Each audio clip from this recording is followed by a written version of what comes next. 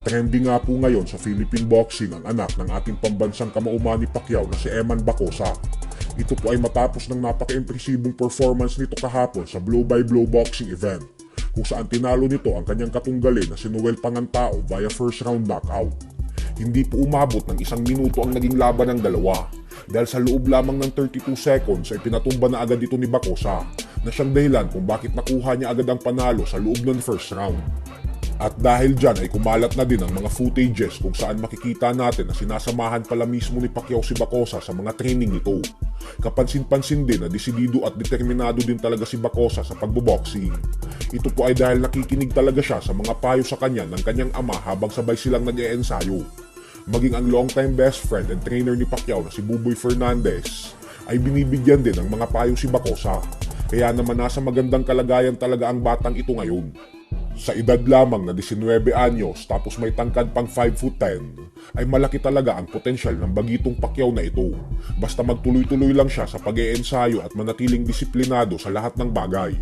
Madaming fans din ang nakapansin na may pagkakahawig daw ang mga galaw nito sa mismong 8 Division World Champion, lalo na ang footwork at mga pagbitaw nito ng mga kombinasyon. Kaya naman abangan lang po natin ang kanyang mga susunod na laban. Sa kasalukuyan ay may professional record ito sa boxing na 1 panalo via knockout, walang talo at 1 tabla.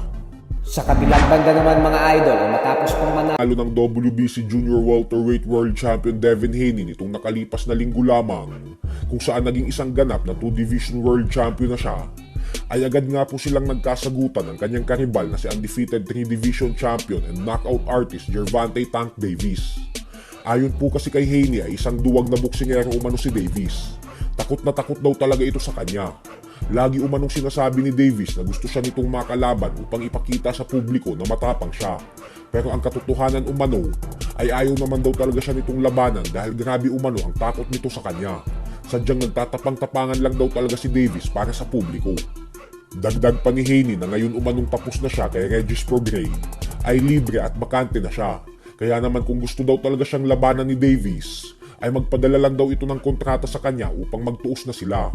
At dahil dyan ay agad namang sumagot si Davis at sinabing nangangako umano siya na pag nagtuos sila, ay iiyak ang ama ni Haney nang dahil sa sasapitin ng anak nito sa kanya. Sa madaling salita ay brutal knockout ang ginagarantiya ni Davis na gagawin niya kay Haney pag nagtagpo sila sa ibabaw ng lona. So hanggang dito na lang po muna tayo mga